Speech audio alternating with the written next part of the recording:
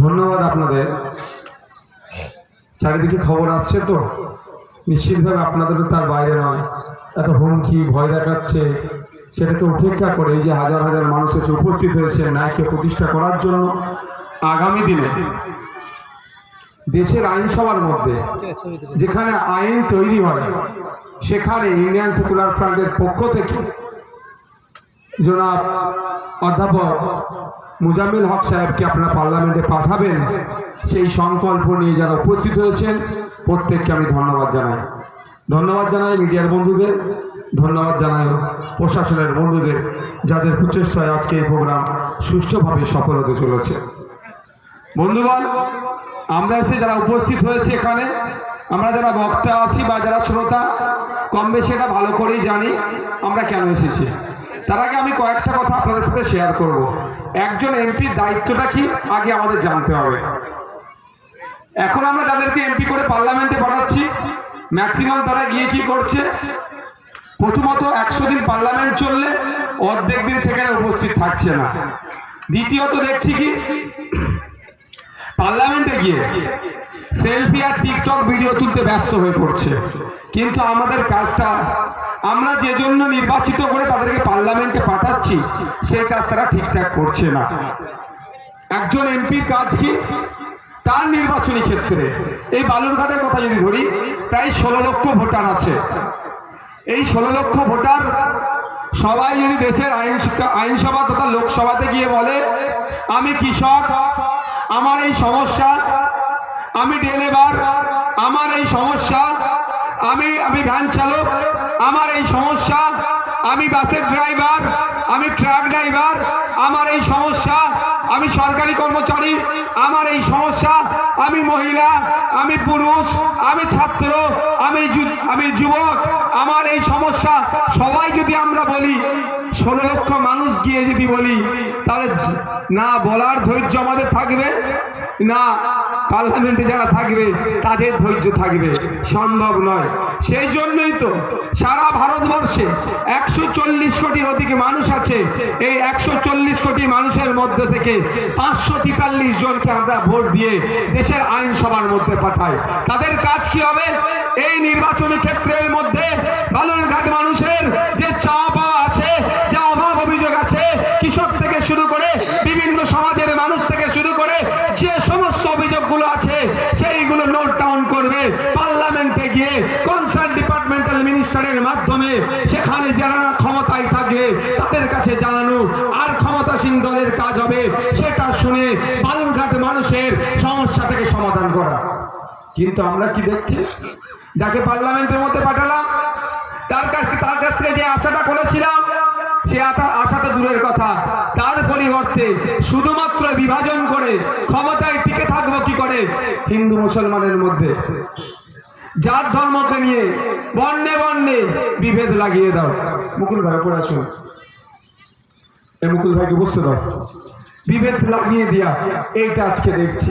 আমরা পাঠিয়েছিলাম পার্লামেন্টে, আমরা কৃষক, আমাদের সমস্যাগুলো সমাধানের জন্য ওখানে কথা বলবে। পক্ষান্তরে কি দেখেছি আমরা, এর পরিবর্তে আমরা কি দেখলাম, পার্লামেন্ট থেকে যে বিলগুলো পাস হলো কৃষকদের স্বার্থকে ক্ষুণ্ণ করে, সেই ব্রিটিশ পিরিয়ডের কথা মনে পড়ে গিয়েছিল।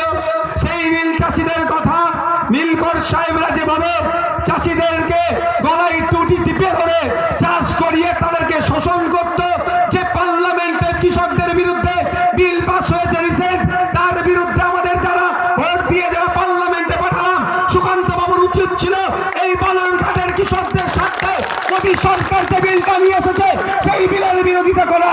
বিরোধিতা তো দূরের কথা, সুকান্ত বাবু তার হয়ে আরো গলা ফাটাচ্ছেন।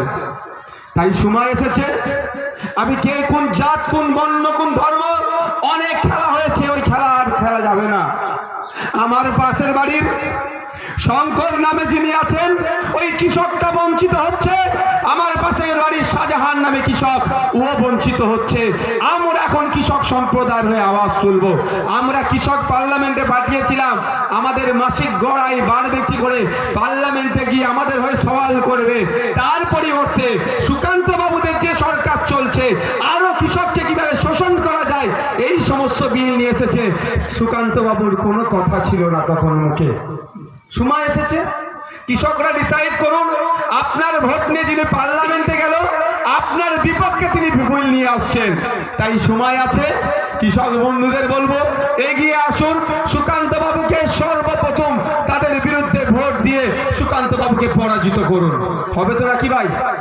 এখানে কৃষক কারা আছে একটু হাত তুলবেন। ওরে বাবা, সবাই কৃষক। আর সত্যি যতটা আসলাম রাস্তার দু সাইডে দেখি শুধু জমি আর জমি।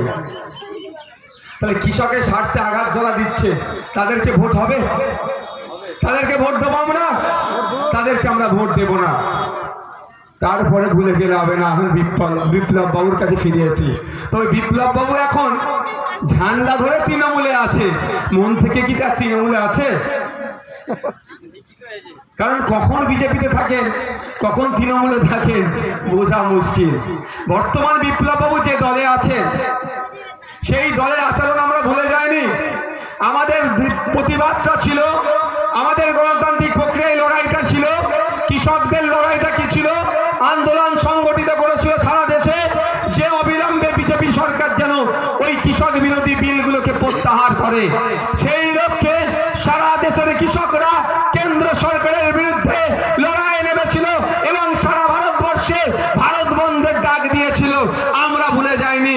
ইন্ডিয়ান সেকুলার ফ্রন্ট শুধুমাত্র এই আপনার বালুরঘাটের কৃষকদের জন্য নয়, সারা দেশের কৃষকদের স্বার্থে কৃষকরা যেই ভারত বন্ধের ডাক দিয়েছিল সেটাকে সংহতি জানিয়ে, সেটাকে সমর্থন জানিয়ে কৃষকদের জন্য আমরা বন্ধ পালনের জন্য পশ্চিমবাংলায় আমরা বন্ধ পালন করছিলাম। কিন্তু আমরা ভুলে যাচ্ছি না ওই দিনের কথা। লড়াইটা ছিল, আন্দোলনটা ছিল বিজেপি সরকারের বিরুদ্ধে, সুকান্ত বাবুদের সরকারের বিরুদ্ধে। কিন্তু দুঃখের বিষয়, বর্তমান তিনি বিপ্লব বাবু যে দলে আছেন, আমরা যখন সকালে বন্ধ করতে নেমেছিলাম কৃষক ভাইদের স্বার্থে, তখন এই বিপ্লব বাবু দলের কিছু সমাজ বিরোধীদের লেলিয়ে দিয়ে কৃষক সহ আমাদের উপরে আক্রমণ করেছিল। তাই আমরা ভুলে যাব না, সময় এসেছে যেমন সুকান্ত বাবুদের বিরুদ্ধে ভোট দেবো, আগামী দিনেও বিপ্লব বাবুদের বিরুদ্ধে কৃষকরা ভোট দেবে এবং কৃষককে যারা সমর্থন করে তারাও ভোট দেবে। ওই দিন আমরা ভুলে যাচ্ছি নাকি? আরে আন্দোলনটা ছিল তো বিজেপি সরকারের বিরুদ্ধে। মমতা দিদির এত কষ্ট হচ্ছিল কেন? আন্দোলনটা ছিল দিল্লি সরকারের বিরুদ্ধে। পশ্চিমবাংলার সরকার এত ভয় পেয়ে আমাদেরকে আটকাচ্ছিল কেন? আসলে একটা তলাই ভালো সম্পর্ক আছে দাদা, যে সম্পর্কটার নাম কি? বিজেমূল। নালে মোহন ভাগবতজি RSS এর যিনি চিফ, মেদিনীপুর কেশিয়াড়িতে আসছেন, ওনার নিরাপত্তা থেকে শুরু করে সবের দায়িত্ব মুখ্যমন্ত্রী বলে দিচ্ছেন। সৌরভ গাঙ্গুলির বাড়িতে অমিত শাহজি আসছেন, বিজেপির হেভিওয়েট নেতা, কি খাবে না খাবে মমতা ব্যানার্জি ঠিক করে দিচ্ছে। মোদিজির জন্মদিনে ফুল মিষ্টি চাদর প্রতি বছরে অন্য জিনিস ভুলে যাচ্ছে। আপনার আমার বাড়ির ছেলেটা আজকে চাকরি পাচ্ছে না, আপনার আমার বাড়ির ছেলেটা চাকরি চুরি হলো, সেটা নাকি ওনার মনে নাই। কিন্তু মোদিজির কবে জন্মদিন সেটা কিন্তু দিদিমণি বলে না। ফুল মিষ্টি জন্মদিনে ঠিক সময় করে করে পাঠিয়ে দেয়। দিনের শেষে এটা বিজেমূল। আপনাকে আমাকে শুধু ভয় দেখানো হচ্ছে। তাই বলবো, ভুলে গেলে চলবে না। কৃষকদের সাথে যে আচরণ করেছে তার জবাব কৃষকরা আগামী দিনে দেবে তো নাকি ভাই? দিতে হবে, এটা মনে রাখবেন। আপনি একজন কৃষক যদি মনে করেন আমার ভোটের কতটা দাম, ভুল করবেন। আপনার ভোটের যতটাই ক্ষমতা, দিদিমণির ভোটের অতটাই ক্ষমতা, মোদিজির ভোটের অতটাই ক্ষমতা, সবার ভোটের ক্ষমতা সমান। আপনারাই ভোট দিয়েছেন বলে দিদিমণি মুখ্যমন্ত্রী হয়েছে, আপনারাই ভোট দিয়েছেন বলে মোদিজি প্রধানমন্ত্রী ছিল।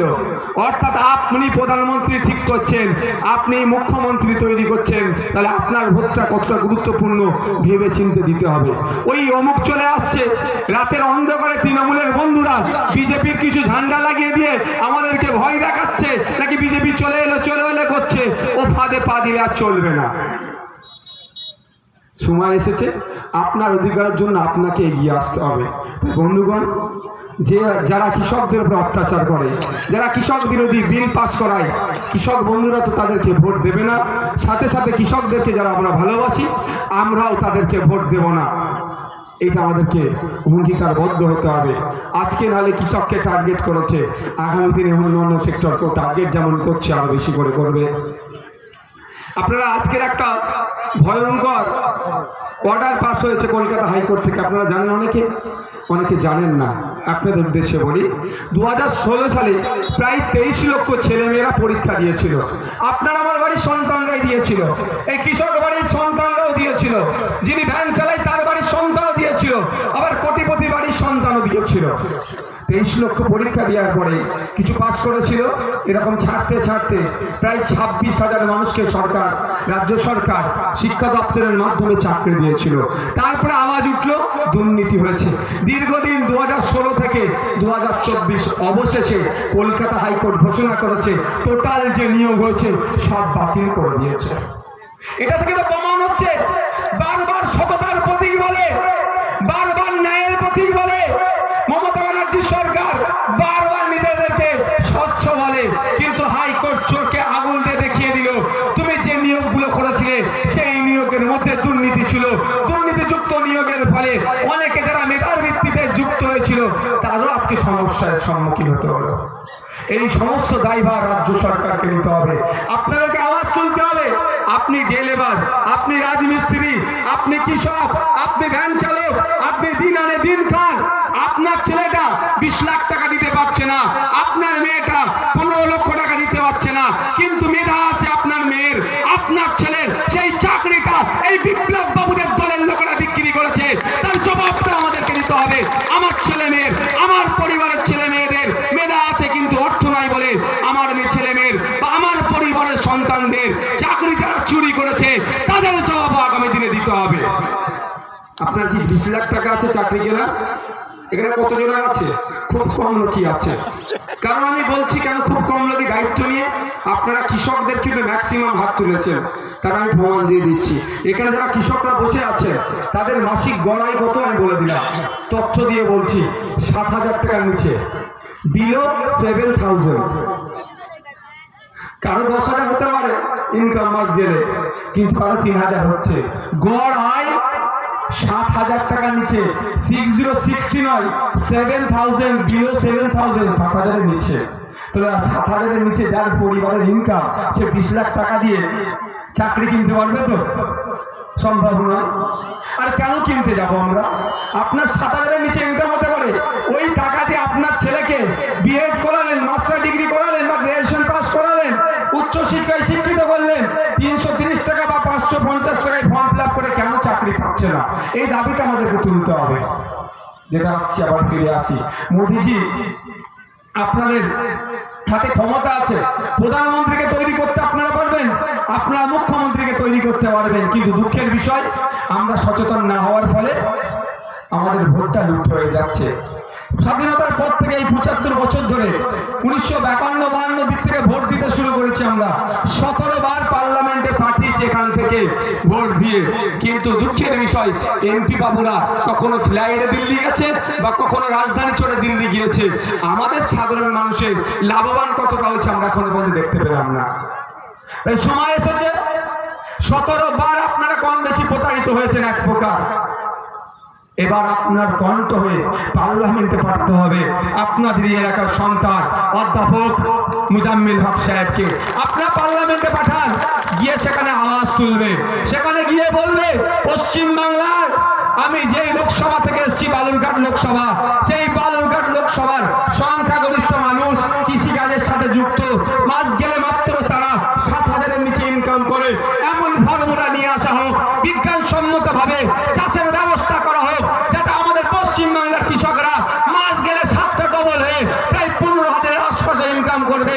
তার ব্যবস্থা, তার লাইন সরকারকে দায়িত্ব তুলে নিতে হবে, তার ব্যবস্থা করতে হবে। জোর গলায় বলছে সরকার, কৃষি প্রধান দেশ, কৃষি প্রধান রাজ্য আমরা বলছি, আমাদের কৃষকরা যদি কেন তাদের মাসিক গড়াই বাড়বে না? শুধু একটা ডেটা দিলে আপনারা অবাক হয়ে যাবেন। পশ্চিম বাংলায় প্রায় 1 লক্ষ হেক্টর কৃষিজ জমি আছে। পশ্চিমবাংলা কৃষিজ জমির পরিমাণটা কতটা বুঝতে পেরেছেন? এখানকার কৃষকদের মাসিক গড়াই 7,000 টাকার নিচে। আপনি একটু এগিয়ে যান, মেঘালয়ে চলে যান, মাত্র 313 হেক্টর। আমাদের 88 লক্ষ হেক্টর ছিল, ওটা 1 কোটি লক্ষ হেক্টর হয়েছে বেড়ে। তৃণমূলের আমার নাকি জমি বেড়েছে, ভালো কথা, আমি বিতর্কে যাচ্ছি না। তাহলে ওখানে অত জমি আমাদের পশ্চিমবাংলায় আমাদের কৃষকরা মাছ গেলে গড় আয় কত হচ্ছে 7,000-এর নিচে, আর মেঘালয়ে মাত্র 313 হেক্টর জমি। ওখানকার কৃষকদের মাসিক গড় আয় কত জানেন? যদি আমি ভুল বলি, এখন হাতে সবাইয়ের কম বেশি অ্যান্ড্রয়েড সেট আছে, গিয়ে সার্চ করুন, টাইপ করুন, ভয়েস সার্চ করুন, দেখিয়ে দেবে 29 থেকে 30 হাজার টাকা মাস গেলে ওখানকার কৃষকরা চাষ করে। তারাও কৃষক, আমরাও কৃষক, তাহলে ওরা অত বেশি ইনকাম করে, আমাদের ইনকাম হচ্ছে না কেন? এইখানেই তো গেড়াকল, এইখানেই তো মধ্যিখানে টাকাটা কারা খাচ্ছে? বিপ্লব বাবুর দলের যারা গুন্ডামি মস্তানি করে বেড়ায়, তারা ওই কখনো দালাল সেজে, কখনো ভুইফোর সেজে, কখনো মিডিয়েটর সেজে এই টাকাটা আত্মসাৎ করে নিচ্ছে। বিজ্ঞানসম্মতভাবে আপনাদেরকে ট্রেনিং দেওয়া হচ্ছে না। আমি বারবার বিধানসভায় বলি যে আমাদের কৃষকদেরকে বিজ্ঞানসম্মতভাবে ট্রেনিং দেওয়া হোক, চাষের করার জন্য প্রশিক্ষণ দেওয়া হোক। জাস্ট আমি উদাহরণের জন্য বলছি, এটা ধান জমি আছে এখানে এত, আমরা স্বাভাবিক কৃষকরা কি মনে করি অনেক ক্ষেত্রে যে এখানে যদি একটু বেশি করে সার দেওয়া হয় তাহলে বেশি ফলন হবে, কিন্তু বিজ্ঞানসম্মতভাবে বলছে নির্দিষ্ট রূপরেখা আছে, এতটা সার দিলে এই ফলন আরো বাড়বে। না, উদাহরণ দিলে আপনার অবাক হবে, আমিও জানতাম না। একটা বিশেষজ্ঞের সাথে বসে যখন কথা বলছিলাম আমি অবাক হয়ে গেলাম। আমাকে বলছে ধরুন একটা পুকুরে 15 কিলো মাছ আছে, স্বাভাবিকভাবে মৎস্যজীবীরা কি করে জানেন? চাষিরা, মৎস্য চাষিরা ওই 15 কিলো খাবার ঢেলে দেয়, দেখবে খাবে আর তাড়াতাড়ি মাছ বড় হবে, বিক্রি করবো। কিন্তু আদৌ আমাদের ধারণাটা ভুল, আমিও তবে জানতাম। কিন্তু বিজ্ঞান বলছে, সায়েন্স বলছে 15 কিলো মাছ থাকলে 2 কিলো মাছের খাবার দাও। ফলে দেখুন 13 কিলো মাছের খাবারটা এক্সট্রা মাছ যাচ্ছে, ওটা ক্ষতি হচ্ছে, মানে আমার লস হচ্ছে। তো এই ধরনের আমাকে যদি বিজ্ঞানসম্মতভাবে চাষ করার জন্য আমার কৃষক ভাইদেরকে ট্রেনিং দেওয়া হতো, কৃষক ভাই যে ফসল উৎপাদিত করছে জমি থেকে সেটা যদি যথাযথভাবে সঠিক দাম পেত, মধ্যিখানে দালালদের যে রমরমাচ আছে সেটা যদি বন্ধ করা হতো, এবং কৃষকদের কৃষিকাজের আনুষঙ্গিক যেগুলো যন্ত্রপাতিগুলো আছে সেগুলো সাবসিডিতে যদি কৃষকরা সব ঠিকঠাক করে পেত, কত টাকা তাদের সাশ্রয় হতো, কত টাকা তাদের বাঁচত। ফলে কি হচ্ছে? টাকাটা বেশি খরচ হয়ে যাচ্ছে। এই তো কদিন আগেই আলু চাষের সময় সার নিয়ে কি কালোবাজারি হলো, 760 টাকা সারের দাম 2200, 3000 টাকায় কিনতে হয়েছে। এই দুর্নীতিগুলোকে বন্ধ করার আমরা আওয়াজ তুলছি। আমরা কি আওয়াজ তুলছি? মায়েদের হাতে 1000-1200 টাকা দিলে হবে না, শুধু মায়েদেরকে স্বাবলম্বী করতে হবে। 1000-1200 টাকা দিয়ে মায়েরা স্বাবলম্বী হবে না, মায়েদের হাতে কাজ দিতে হবে। মায়েরা মাস গেলে কম করে 5-7 হাজার টাকা যাতে ইনকাম করে সেই পলিসি নিয়ে আসতে হবে। মায়েদের হাতে 500, 1000 বা 1000-1200 টাকা দিয়ে বলছে নাকি ভোট না দিলে এটা বন্ধ করে দেবো, এভাবে ভিক্ষা দিয়ে বন্ধ করতে হবে। মা খেটে মাস গেলে 5,000-7,000 যাতে ইনকাম করে তার পলিসি আনতে হবে। সেই দায়িত্ব আমরা নেব যদি আমাদেরকে আপনারা সুযোগ দেন। আপনারা ভাবতে পেরেছেন, মায়ের হাতে 1000-1200 দিচ্ছে, মায়ের সন্তানটা প্রাইমারি স্কুলে যাচ্ছে, মায়ের সন্তানটা হাই স্কুলে যাচ্ছে, মায়ের সন্তানটা কলেজে যাচ্ছে, সেখানে পর্যাপ্ত পরিমাণে শিক্ষার পরিকাঠামো নাই। কলেজ তো দেখাই হায়ার এডুকেশনে চলে যাচ্ছে, যেখান থেকে বুনিয়াদী শিক্ষা হচ্ছে, প্রাইমারি এডুকেশন যেখান থেকে পাচ্ছে, একটু গিয়ে দেখবেন তো। যদি এখন গরমের ছুটি পড়েছে, গরমের ছুটি যদি যখন কেটে যাবে, গিয়ে খোঁজ নিয়ে দেখবেন প্রাইমারি স্কুলে 400-500 আপনার আমার এলাকার ছেলেরা, বাচ্চারা যাচ্ছে, গিয়ে কি করছে? সময়ে সময়ে খিচুড়ি খাচ্ছে আর চলে আসছে। শিক্ষক নাই তো, ওটা যেন একদম হোটেল, রন্ধনশালা হিসাবে ব্যবহার হচ্ছে। শুধু যাচ্ছে, আমাদের বাচ্চাগুলো যাচ্ছে, গিয়ে খিচুড়ি খাচ্ছে আর চলে আসছে, কিন্তু আমাদের বাচ্চাদের ভবিষ্যৎটা ধ্বংস করে দিচ্ছে। বিপ্লব বাবুর ছেলে কিন্তু, বা তার পুতা কিন্তু, বা তারও ছেলে বা তার আত্মীয় স্বজন কাছাকাছি প্রাইমারি স্কুলে যায় না। কোথায় যায়? শহরের নামি দামি ইংলিশ মিডিয়ামে যায়, বেসরকারি স্কুলে যায়। কিন্তু সবাই তো আমরা পারি না। আমাদের সন্তানগুলো, যে মাগুলোকে 1000 টাকা দিচ্ছে মাসে, যে মাগুলোকে 1200 টাকা মাসে দিচ্ছে, তাদের কোনো সন্তান, আমি দায়িত্ব নিয়ে বলতে পারি, এখানে তো শয়ে শয়ে মায়েরা আছেন, কার সন্তান বেসরকারিতে পড়াশোনা করতে যায়? একজন হাত তুলে বলুন তো। কারো সন্তান যায়নি? আমি ভেবেছিলাম 2-4 জনের যাবে। কারো সন্তান, সব সরকারি প্রাইমারি স্কুলে যায়। মায়ের একটু বলুন, সবার সরকারি প্রাইমারি স্কুলে ভাবতে পেরেছেন? দেখুন আপনার চোখের সামনে, বা আপনারা যারা ছেলেরা আছে বলুন না, কতজনের ছেলেরা বেসরকারি স্কুলে পড়ে? সবার কম বেশি ছেলেরা সরকারি স্কুলে পড়ে, প্রাইমারিতে যায়। প্রাইমারি এডুকেশন যেখান থেকে দিচ্ছে, 400 ছাত্র, 3টে টিচার, যে তালা খুলছে, সেই ঘন্টা বাজাচ্ছে, সেই প্রেজেন্ট করছে, সেই আবার পড়াচ্ছে। কি পড়াবে আমাদের ছেলেদেরকে? ফলে আমার ছেলেরা বা আমাদের যারা বাচ্চাগুলো কি হচ্ছে, মেধাগুলো অঙ্কুরেই বিনষ্ট হচ্ছে। আর এদিকে বিপ্লব বাবু বড় বড় ভাষণবাজি করছে, এই কারেঙ্গা ত্যান কারেঙ্গা। বিপ্লব বাবুর পরিবারের ছেলে মেয়েরা বেসরকারি স্কুলে গিয়ে পড়াশোনা করে প্রতিষ্ঠিত হয়ে যাচ্ছে। আর বিপ্লব বাবু জিন্দাবাদ যারা বলছেন, আপনার নামটা কি গো, সুকান্ত মজুমদার জিন্দাবাদ যারা বলছেন, তাদের বাড়ির ছেলে মেয়েগুলোকে অশিক্ষিত করছে সুকৌশলে। তাই আওয়াজ তুলতে হবে মায়েদেরকে, আগে 1000-1200 পরে হবে। প্রাইমারি স্কুলের টিচার কবে দেবেন সেটা বলুন। 1000-1200 পরে হবে।